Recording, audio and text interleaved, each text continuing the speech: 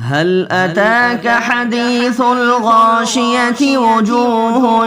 يومئذ خاشعة عاملة ناصبة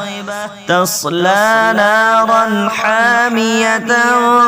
تسقى من عين آنية ليس لهم طعام إلا من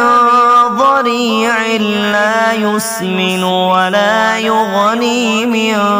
جوع وجوه يومئذ ناعمة لسعيها راضية في جنة عالية لا تسمع فيها لاغية فيها عين جارية فيها سرر مرفوعة وأكواب موضوعة ونمارق مصفوفة وزرابي مبثوثة أفلا ينظرون إلى الإبل كيف خلقت وإلى السماء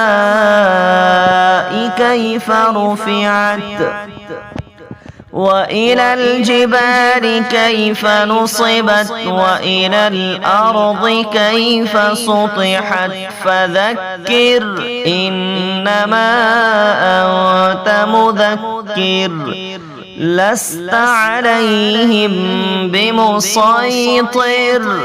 إلا من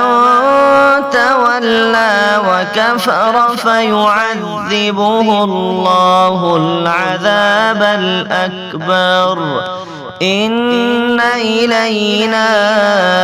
إيابهم ثم إن علينا حسابهم.